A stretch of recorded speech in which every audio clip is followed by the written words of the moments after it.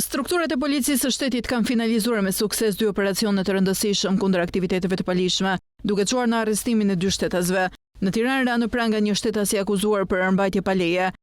ndërsa operacioni në Berat arrestoi një shtetas për trafikim të lëndëve narkotike. Si rezultati i hetimeve të kryera nga policia e Tiranës, shërbimet policore ushtrua një kontroll në banesën e shtetasit Arben Karaj, 53 vjeç, ku gjetën dhe sekuestruan 2 armë zjarri të tipit pushk, të cilët dyshojnë se mbaheshin pa leje, municion luftarak i cili mund të ishte përdorur për veprimtari të palishme, një mjet prerëstik që përbën rrezik për sigurinë publike. Në përfundim të operacionit, shtetasi Arben Karaj u arrestua në flagrancë dhe akuzohet për veprat penale, mbajtja pa leje dhe prodhimi i armëve shpërthyese dhe i municionit, prodhimi, mbajtja, blerja apo shitja pa leje armëve të ftohta. Materialet procedurale i kaluan prokurorisë për veprime të mëtejshme ligjore, ndërkohë që hetimet vijojnë për të përcaktuar origjinën dhe qëllimin e mbajtjes së armëve. Paralelisht me operacionin e zhvilluar në Tiranë, policia e Beratit finalizoi një tjetër operacion të rëndësishëm kundër veprimeve të palishme. Në vijim të këtij operacioni, strukturat e policisë identifikuan dhe vunë në pranga një tjetër person të dyshuar për shpërndarje të lëndëve narkotike në Berat.